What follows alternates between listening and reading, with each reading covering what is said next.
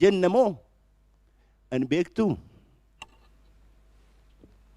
namni OPDO hube akka keenyaa fi akka wayyaaneen jiru wal taaneetu hubne osoo wal naasa'in wal taane achi keessaa onag jedhee ganamaa galgala hidha Mallas Zeenaawii ari'a sodaachisa ijatti baasa nuti immoo alaa maxxannee jennee ganamaa galgala guggubna dogoggorri guddaan nuti goone amma isin duratti sana fudhachuun qaba achi keessaa sabboontonni ni biqilu jennee yaaduu dadhabuun keenya dogoggora guddaadha.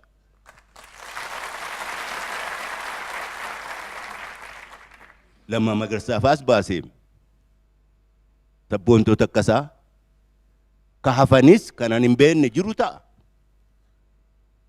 Nuti amma sabboontota achi keessaa biqilan kana bira dhaabbanneetu walii wajjin dhaabota biraas dabalannee jijjiirama kana ceesifnaa ka jedhu. Waa'ee Finfinneetiif filmaataa. Finfinnee kanaa irratti mirga Oromoon qabu murteessuu qabnaa ka jedhu yeroo hundumaa kaka'a. Waan namni biraanuu godhu irra caalaa waan namni biraanuu gochuu qabu mootummaan nuuf gochuu qabu caalaa waan nuti gochuu qabnutu caala. Tokkoffaa akka Oromootti ejjennee akka Oromootti haasofnee akka Oromootti dhagahamuu danda'uu qabna. Amma namni nuti bira daddabarru kun hedduunsaa Oromoodhaa beekaa. Afaan jira haasa'a. Waggaa 60 dura magaalaa kana dhufe yeroo duraatiif. Namoota nu dura waggaa 2-3 dhufan salaxanantu turan. Warri kun amma yeroo nu dubbisan nutti siqanii dhiyaataniitu fayyaadhaa ijoollee akkamii achi gaafa siqu taadaan deet no ante maaliif waggaa 2-3tti jijjiirame namichi waggaa 2-3 keessatti salaxane. Kanaaf hin qaanfata osoo afaan Oromoo haasa'u argamuusaa.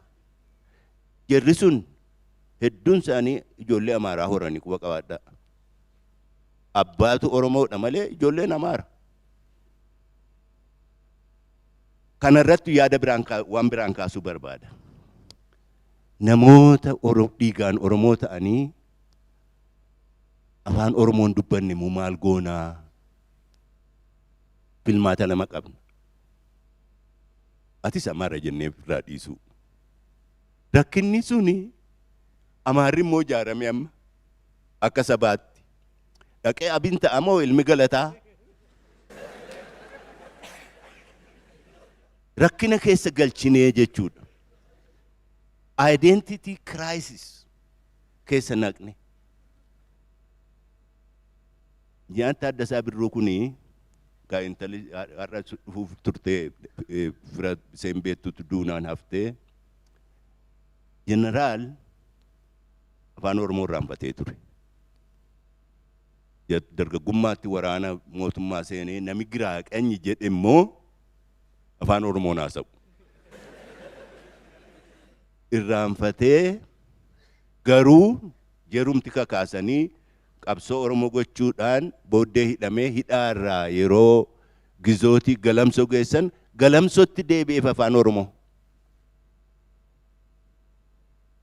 Maaliifan kana kaasaa?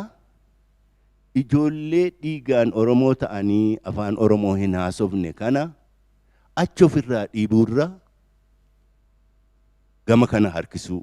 Dhaaba bilisummaa Oromoo warra bu'uuressi keessaa gariin isaanii beek namoota afaan Oromoon haasofne turanii. Dhiigaan Oromoo ta'anii sabboontota Oromoo ta'aniitu dirreetti wareegaman.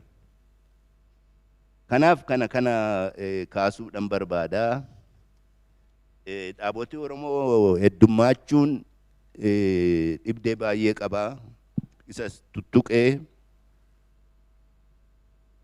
tapha politikaa kana eenyutu taphataa ifaadha. Dhaabota politikaati. Rifeeriin immoo eenyu? Uummata. Dhaabii tokko yoo maanoo tuqxee jedhee adabatti gochuu kan qabu uummaticha. Isini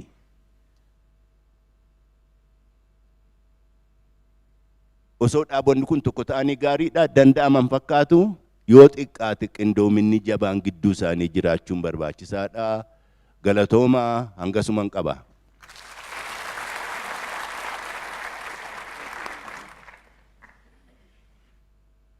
Tana booda dubbachuun nama dhibdiimi. Meera deebi'een xiqqoo jaraa bocola. Ta hunda dura obbo Hayilee Gabriyas jiru. Obbo Hayileen beeytaniimi.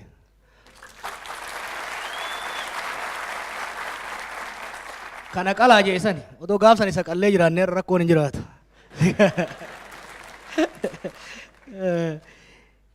Dhimma abaa'oo irraa yoon ka'e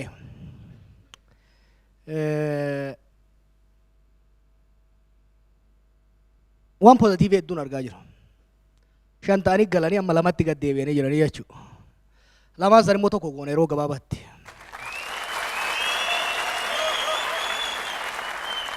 Waliin haasayaa jiru abadan abaa'oon 2 ta'ee daanyaa Habashaa bira dhaqee mircaa boordii wal isaan lolchifti malee tokkollee galmeessitu gana isaan lachuu salphifteet san booda mana murtii Habashaa dhaqaa manni murtii qaxaroo odoo godhuu fi filannolleen darbaa rakkoo guddatu uumama.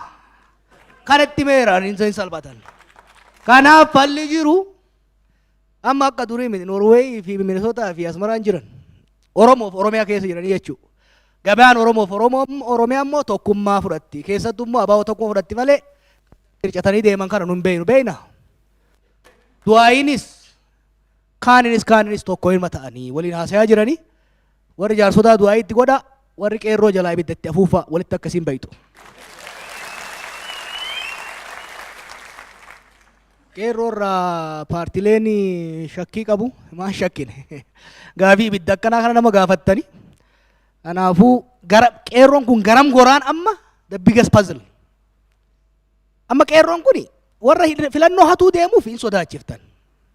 Warra immoo ibsuma ejjannooti mo'achuu barbaaduuf illee gaafii bu'uuraa, gaafii misoomaa, gaafii practical ta'e as baasiin agarsiisii zirzirii jechaa jirtan. Jumlaa haasa'uun. Kanaafi kanaa qabaachuun Oromoo waan gaarii. Numu qofa qaba beekta saba kana qofa qaba humna akkana itti aansee amma sidaamni ejjatoo uummate malee. Kanaaf baga sodaatamuun namni waan sodaatu hin qabne rabbiillee sodaatu rabbiin sodaachuu baannaan uummata sodaachuu baannaan balaa buusaa jechuudha. Qeerroo maamii galammaa gabbaasee gooftaan keenya uummata gochisiise. Kanaaf gooftaan uummanni Oromoo gooftaa paartilee siyaasaa ta'uu qarri itti mirkaneessin qara eeboon qara qabdiimi. Uummanni jinfuu qeerroon qara jechuudha. Kanaaf qircatanii paartii keessatti mari'annee irra baay'ee gaafilee amma isin kaaftan kana hunda ji'a 5 dabre kana keessatti hogganoonni paartilee hundaa bakka jiranitti 7 wal gahaa bulleessinee qabxii 14 qabu waliigaltee irra goonee jirra. Dhimmi qeerrollee mari'atamee jira waliin lafa kaa'amee jira. Wanni jiru qeerroon akka qeerrootti fufa paartilee keessatti hin hirmaata. Paartilee keessatti yeroo hirmaatu garuu paartilee addaan dhiibuudhaaf osoo hin ta'in walitti fiduudha. Dantaa Oromoo irratti akka fuulleffatan gochuu irratti hirmaataa deemuu qaba. Ka ODP tuni akkuma baleencoo jeesani. Fageessuu dhabuunii fi na yaadadha daasporatti yaada kan hoggaa push godhaa turre iskoolaroota opiniyoon hin jedhan turan. Jibbineetii miti. Jechuun huuba ishiin qabdu osoo beeynu huuba kan irraa dhadhayaatuma. Jalla kanarraa meeshaa ka xiqqoo qajeelaa kaawuyyaan sirreessate sin geenya jechuudha. Ammas yoo taa'in xaliiloftee hin dhumne. Amma amaanaa guddaa qaban. Amma biyya kana kan hogganu nus kan hogganu isaani. Waan tokko fudhatuu qabna. ODP'n Oromiyaa bulchaa jira. Hogganaan ODP immoo Abiy Ahmed. Innis akka hogganaa Oromootti ilaaluu qaba. And he has to act that way. But must. Cehumsa keessatti humni jijjiirama barbaadu hundumtuu ka Oromoo qofa osoo hin ta'in ka saboota kaaniitu bidiruu takkatti as dhufuu qaba malee harcaasuun gaarii miti. Cehumsa keessatti humna harcaasuun sirrii miti. Rakkoon an ODP keessatti argu uumama isaaniitirraa haala siyaasa biyya sanaatirraa humna Oromoo kana harcaasutu mul'ata. Sambira darabranii gara of harcaasutti wal harcaasutti illee yeroo socho'an agarta. Humni jijjiirama harcaa deemnan humni jijjiirama hin barbaanne sun humna horataa deema. Adaduma gaafa naqamteetti rakkoon nutti uumamtu maqaleen mataa ol qabattee beeka. Kana beekuu qabdan. Gaafa nu asitti wachuu achii diggisiin eegalti. Kanaaf isaanis akka humna jijjiiramaa kanatti ilaala. Nutis bakka isaan jaallatanitti karatti deebisa. Bakka isaan tolchanitti jajjabeessa deemuudha barbaachisa. Humna Oromoo garuu yoo ODP'n humna Oromoo yoon horat haga feete harka haadhaniifi. Gurbaan tokko yoo Taaddasa Birruu moment waan jedhu gaa'ee jira. Hogganni Oromoo hundi jara san odoon sossobin kaas deebi'een jiru sossobeetti fuula kabalameetti gara fuula isaa gara hawaasaatti deebisa. Gara saba isaatti deebisa. Kun ima dhufti warra keenya kaaniif illee ishee yaaddayina. Wanni guddaan maali? Humna Oromoo cimsanii jijjiirama kanas ka fide. Boorus gara fuulduraa tarkaanfachiisuu ka danda'u asa koor humna Oromoo itti aansee humna federaalistii ta'e dhugaadhaan kachi jarri sirbusanii miti. Humna mirga sabaaf sablammoonni ofiin of bulchu fi waliin bulu walqixxummaatti amanu jaaranii deemuu irratti barbaachisa malee abstract bifa ta'een idealist ta'anii fiignan gara fuulduraa baay'ee nama geessuu hin danda'u.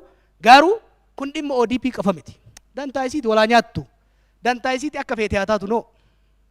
Shofeerri markaba oofu tokko kompaasii isaa jalaa jallatee osoo laallu hojii itti dhiifne gaafa dhagee dhagaan walitti bu'u akka gaafa dhidhimu wajjuma dhidhimna jechuudha.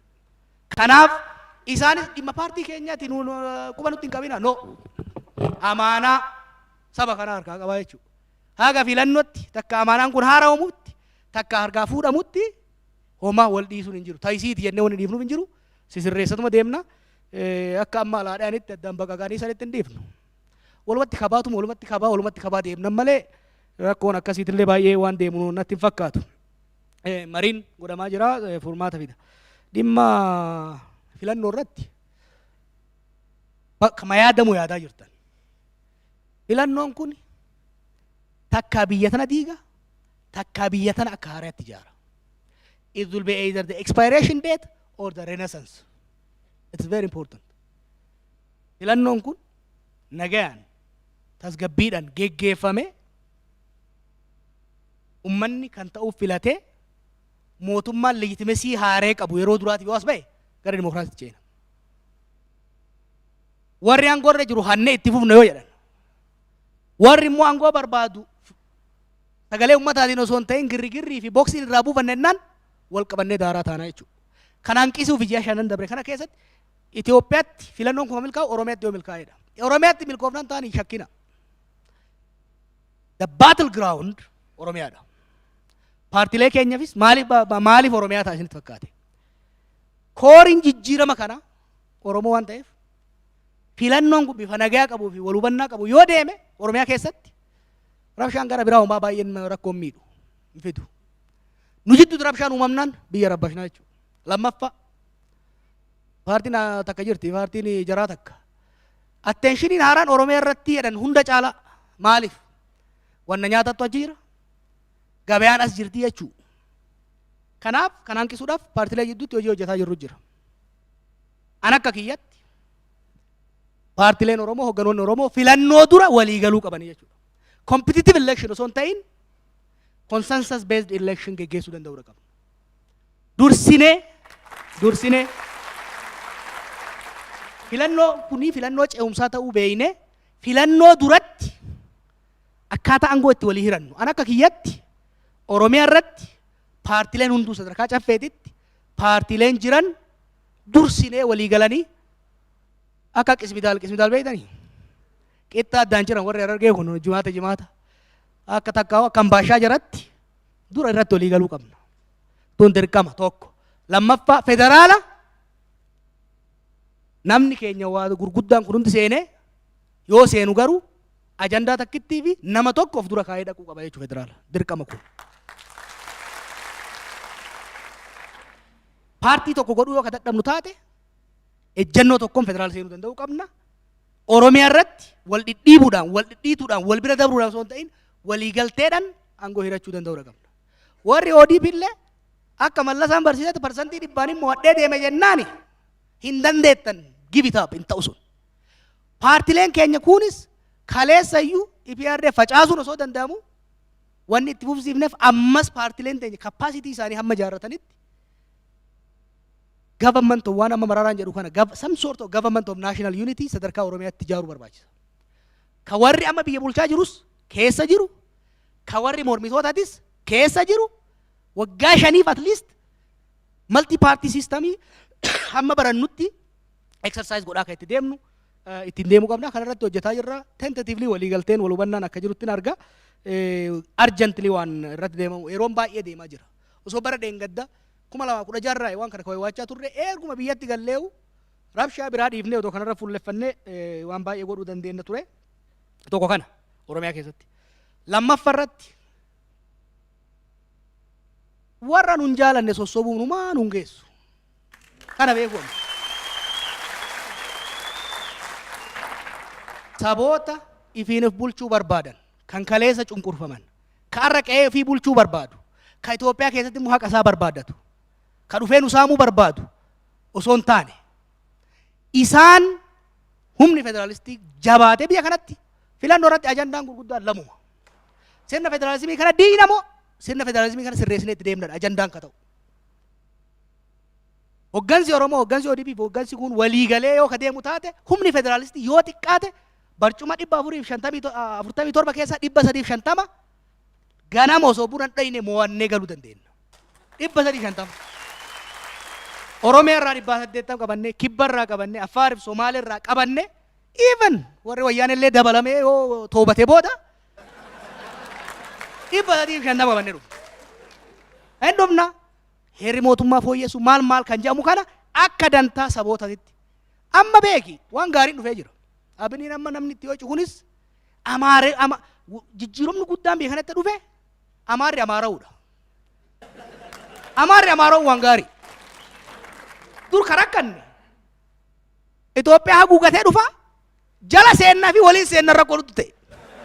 Amma innis ka ofii qabate nullee ka ofii qabate deemnee biyya nuufis isaaniifis taatu jaarranna jechuudha. Yoo wanti inni immoo addaan galla nagayaan. Kanaaf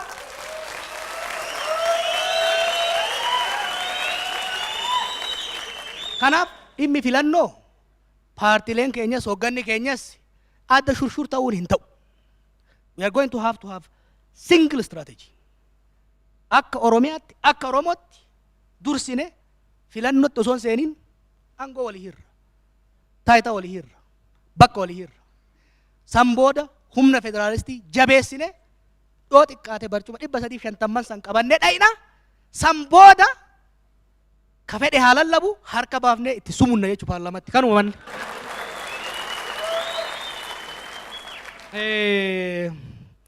Maaliif callifte ka jedhu jaarsota kana afaan na qabe.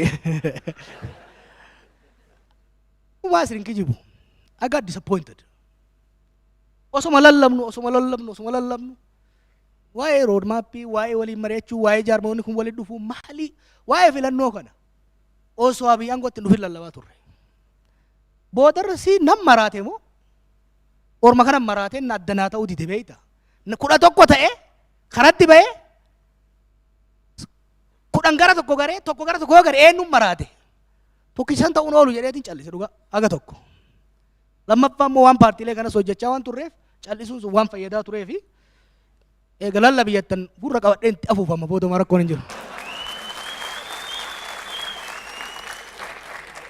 Dialogue kan jettan mariin akkanaa kun CBCD anuun beeku maqaa isaanii maal akka ta'e wadamaan wal nutti garuu waan gaarii hojjetan. Maqaan waan fedhe haa ta'u.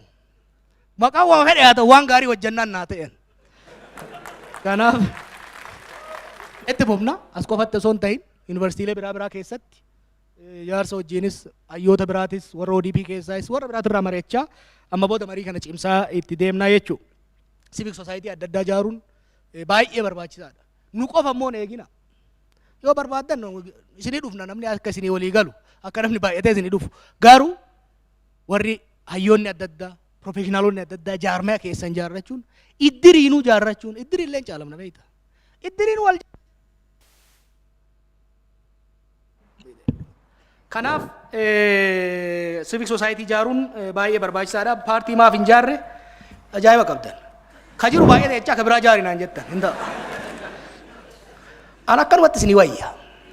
At least waggaa muraasaaf akkanuma isinii wayya. Yoon paartii ijaare nan lugaamama. Akka barbaadetti asiinis kana dubbachuu hin danda'u na qaban seera paartiitiin. Gamanas goruu hin danda'u kana faarsee kan qabuu hin danda'u. Flexibility na jalaa bal'isa. Isinii galee kanaafi akkuma re'ee haada hin qabne kanatti fiiguu kana isinii wayyuun oolu. Paartilee waliigaluu baattee garuu warraabshaa uumnan bareedaa ka ajaa'iba barbaadu ka shankoora fakkaatu kana ijaarraa jechuudha.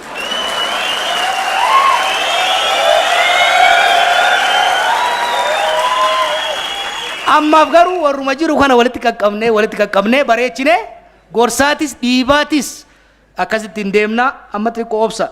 Gama OMN jaarre kan jedhu kantiibaa keenya gaafanne waggaa tokko. Lafa awwaalatu nuun kennine bakka itti waa jaarru dhiisi. Giddiin jirra kiraa keessa jirra jechuudha. Lafa nuun kennine rakkannee bara. Biyya teenya irra qe'ee teenya irratti kantiibaa keenya waa gaafannee dhabnaa jechuudha. Rakko.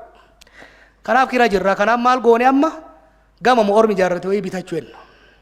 Gaafsan kootta eebbisaa ganzaballee itti kenni godha. Gama FM amma cost sharing seenne jirra. Maali kibbi xarapheezaa sana irra taa'uu ennaa jechuudha miidhuu. Xiiqiin maalirra mi'oofti. Kanaaf amma warra zaamii sana awaashitti jijjiirree waliin itti jirra. Xiqqoo yennaa waa goggoona. FM gaafannee ji'a 10. Numaa kennuu diddaaf kontiraan silaa ji'a 2 bahu hafe. Beektaa wanni amma isin jettan tunis isin biyya bulchaa jira nu bulchaa jiran illee adda adda. FM nuu kennuu didanii waa hunda guunnee ji'a 10 jirra jechuudha. Itti dhiifnee amma kiraan itti seennee xiqqoo yenneen bitannaa.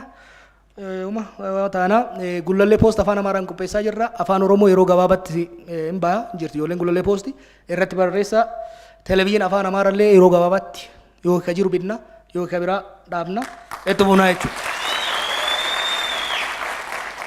OMN inni joodhaan hojjetaa ture biyya alatti warra biyya alaatiif san dhiifnee asitti dhaabnee jirra. Warri dura doneeshiniidhaan kennaadhaan itti hirmaataa turtan amma sheerii bitattanii haalli itti hirmaatan irratti looyeroonni kenna fitaa jiranii birraa kana gara tokkotti hin geessitanii OMN gara sheer kaampaanii jijjiiruun baay'ee barbaachisaadha. Maaliif kan nama tokko ta'e nama tokko akka fedhetti hiiba. San qofa osoo hin ta'in namicha tokko san qilee wal dhaqan imiitichi wajjin qilee dhagaa jechuudha. Kanaaf isinitti raabsinee isin hundarraa fi ganiina qofa gara fuurra gara asitti deemaa jirra. Sanis wal qixxeessina. Mootummaan kunis ta'e kun abbaan fedhe haa ta'u. Oromoon xaqilaa ministeera ta'e abbaan fedhe haa ta'u. Wanni nuti mootummaa deeggarruu fi morminuuf dantaa teenya qofaa jechuudha. Namni Oromoo ta'e qofaaf namni Oromoo ta'e qofaaf I think we are being taken for granted. ODP dhaan amma tokko. Abiyyiinis we are being taken for granted. Oromoo waan fedhe yoon balleesse naa obsanii wanni jedhu kuni obsi isaa qaba. Guutee akka dhangalaane of eeguu qaban. Our guiding principle is our national interest. Bakka amma jirrutti waa baay'ee nuu kennaa jechaan hin jirru. Waan garuu dhiiga teenyaan arganne sharafutti yoo deeman wal sharafutti seenna kana beekuu danda'u qaban. Waan sabboonummaa Oromoo tuqa. Waan gadaa keenya tuqa. Waan afaan keenya naafessa. Waan saba kana xiqqeessa. Abiyyi irraa wanni eeynu akka anaaf leencotitti belbelee Oromoo akka jedhuu miti. Homaa miti Itoophiyaa jedhu. Nu afaan garagalee garuu waan sabboonummaa teenya faallessa sabboonummaa teenya faarsuun qabu faallessuu garuu hin qabu. Faallessuu hin qabu. Innis ta'ee abbaan fedhe waan naareetiif sabboonummaa naashinaalizimii qofatti fudhatina. Naareetiivii jira. Waan himannee as dhufnee jira. Amma fuula itti kennuun rakkoo uume qaba. Milgaa bakka gootatti deebi'ee faarfamuu bara eegalee jira. Kuni rakkoo uume biyya kanatti historical memory is dangerous. Kanaaf wantoota baay'ee akka kenna ta'uu yoo hin dandeenye nu dura dhaabbachuu fi nu afaan garagaluun rakkoo uumaa sanirraa of eeggachaa deemuu barbaachisa. Diinagdee irratti kaka'e nan gabaabsaa ka diinagdee an ogeessa diinagdeeti miti. Ogeeyyii diinagdee yaamne irratti hojjechuu qabna. Haa ta'u garuu wantoonni fundamentaalii jijjiiramuu qaban jiran. Kana keessaa tokko diinagdeen biyya kanaa it was extractive poolisiin isaa. Saamicha irratti ka hundaa'e malee ummata gargaaruu irratti ka hundaa'e miti. Kanaaf diinagdeen sun kan uummata jiddu galeessa godhate akka ta'u. Oromiyaa keessatti waan tokko guddaa hojjettanii jirtan. Maqaa investimantiitiin lafa saamuun albuuda saamuun dhaabbatee jira. Lafti qonnaa baay'een harka uummataatti deebi'ee jira. Albuudni baay'een cufamee jira. Amma maqaa seekuriitiitiin seekuritaayis godhanii maal deebi'uu barbaadan? No. Qabeenyi hatturraa hambifanne turuu qaba. Garuu cufamee taa'uu qaba. Investimentii bifa haaraan deemuu qabna. Partnership. Investarri qe'ee keenya dhufu tokko lafa qotatee qamadii irraa fe'atee deemuu qofa hin qabu. Tokko lafti qabeenya waan ta'eef warri qabalee naannoo sanii aanaa sanii sheerii keessaa qabaatu qaban. 10%, 20% ummanni keenya lafa isaa gadhiisee sarraatanyaa ta'uu hin qabu. Yookiin immoo beenyaa jedhanii ittiin kennee farsoo ittiin dhugee kararratti hafuu hin qabu jechuudha. Sheerii qabaachuu danda'uudha qabaa jechuudha. Share investmentii sheerii keessaa qabu. Fakkeenyaaf Awaash kana keessa fudhatan Appar Awaash Agroo kan jedhu jira.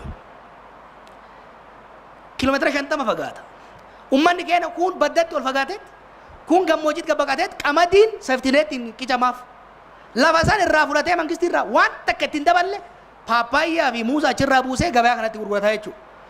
Tokko ummanni keenya sheerii keessaa qabaatu qaba. Sheerii amma wanni fudhatina maali? Corporate social responsibility waan jedhan kana fudhatina. Sanii miti kan ta'uu qabu. Kan ta'uu qabu ummanni keenya sheerii keessaa qabaatee parsantii 5 taatu 25 taatu trust fundiitti kaayamee mana barnoota abbaan qabeenyaa nu ijaarurra qabeenyi sun lafa kaayamee ummanni keenya mana barnoota taatu karaa taatu haalli ittiin hojjetu turratti ittiin deemuudha. I think Shimallis waan kanarratti waan gaarii hojjetaa jira. Naannoo Baaleetitti qonnaan bultoota investitoota walitti fidee lafi amma tokko akka deebi'u gochuun itti deemaa jira. Amma ija teessan hin miliksina waan tokko tokkoon isinitti hima. Warshaa sukkaraa gurguruu barbaadan wanjiif mataara. Jiillee irraa buqqaasanii they committed genocide keessa ture inni gaafa achi keessa hojjetaa duru uummata keenya irraa buqqaasanii ijaaran warshaa san.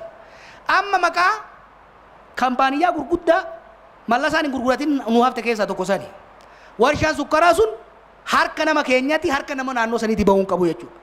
Irratti hojjetuu qabdan. Kabiraa jira warri Arsii Lixaa jirtu. Geothermal guddaa jira Arsii Lixaa keessa. Rift Valley kana keessa. Geothermal kana 4 billionitti gurgurattee deemte jarri. 4 billion dollar. Baasuu jennaan amma Shimallis Faan harkatti qabanii jiran. Ummata watakka osoo hin godhin 4 billion dollar. Qabeenyi uumamaa biyya keenya keessa jiru ummata keenya maqaa beenyaatiin maaliin dabruu hin qabu. Namni keenya irraa fayyadamu osoo hin jarjaramne feasibility study isaan hojjetaniyyuu namni keenya sirriitti beekee irratti yoo deeme barbaachisaadha. Kan fabrikaalee adda addaa kan lafa adda addaa jiru kana yoo gurgurame namni keenya waldaan ijaarame kanarratti hailee waan baay'ee gargaaruu danda'a. I don't know warri mootummaa nama waa beeku akka maa ofitti akka hin dhiyeessine. Obbo Hailee Gabree kuni abbaa kooperaatiivii biyya kanaati. Nama akkanaa kana dhaggeeffatanii Oromiyaa kana kooperaatiiviidhaan sirriitti ijaaranii warshaaleen kun mootummaa irraa gara dhuunfaatti yoo deeman kooperaatiiviin teenya amma warshaa biqilaa hin yaadattan. Ibidda itti qabu kaanee tarkaa fuune Alamaaraa irraa bara dabre. Amma waldaa qonnaan bultoota Oromiyaati immoo Kaarsiitti harkaa qaba. Ammas yoo taate yoo kaapitaalli alaa ka barbaachisu taate ummanni keenya waldaadhaan ijaarame gargaarsa mootummaatiin sheerii wayyaba qabate biyya alaa irratti irraa immoo investarri akka paartinariitti dhufuu danda'uudha qaba. Kanaan detail isaan beeku maakiroo ikoonomii isaa maal isaan beeku ogeessa ikoonomiiti miti. Garuu fundamental ownership is very important.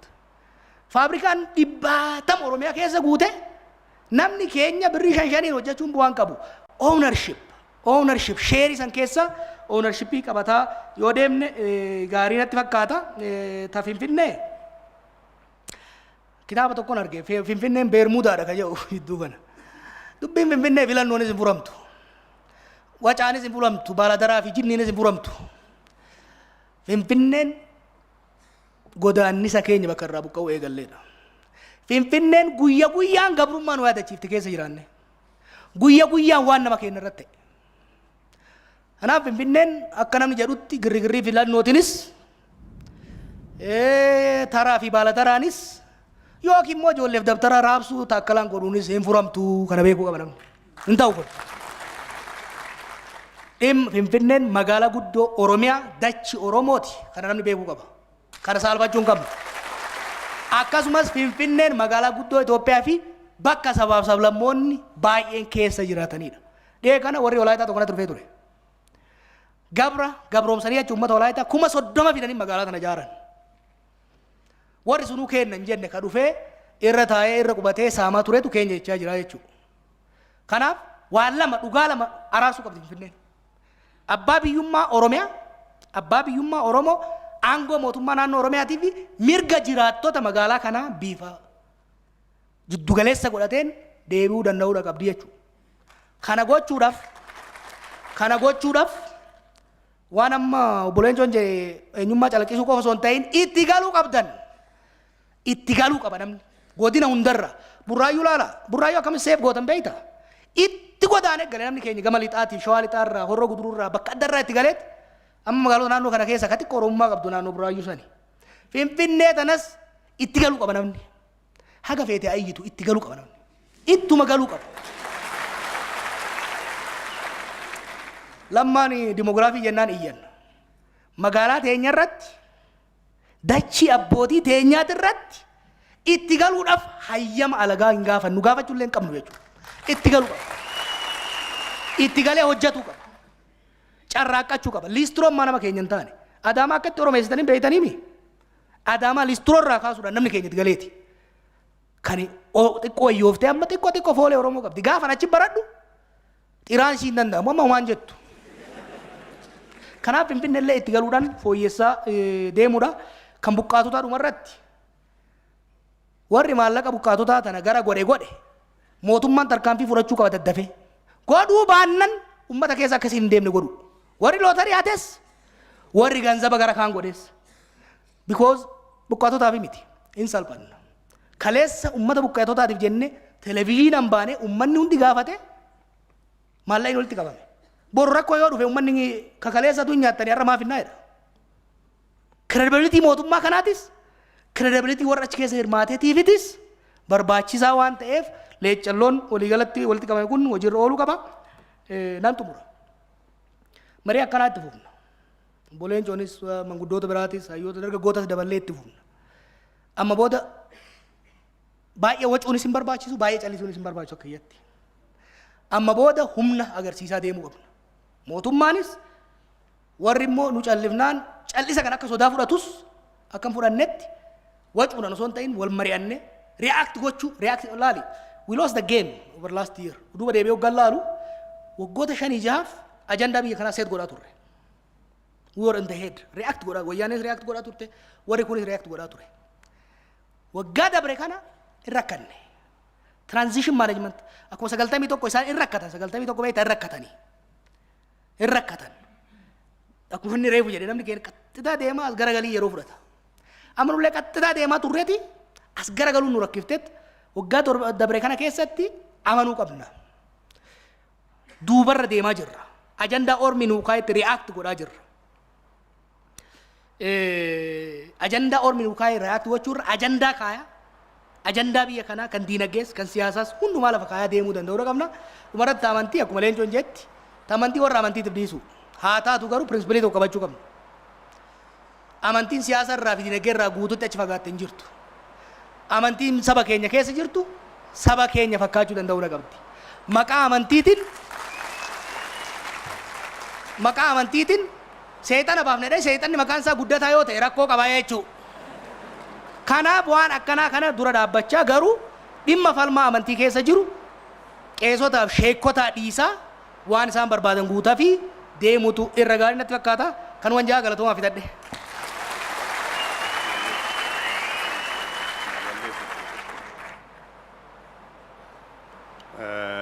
Eshi baay'een singalateeffadha lamaan keessan obbo Jawaariinis obbo Leencoos waan baay'ee yeroo dheeraadhaaf gaafii hafuu hin qabne jira waan nu ta'u kan himtanii amma dhumarratti waa daqiiqaa 2-3 fi obbo Hayilee waan jedhan oo qabaatanii jedhanii waa tokko ayee jedhanuu garuu karaa kootiinanii asirratti xumurreerraa waltajjiin akkasii kun daddabalamee mariin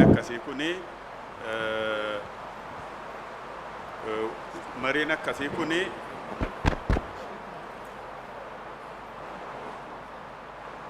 daddaballee gatii adeemsisnuu fi gara fuula duraatti achirratti immoo waan har'a afee jedhe immoo itti mari'achuu hin dandeessu. Ani karaa koo assignmentii koo asitti fixeeraa.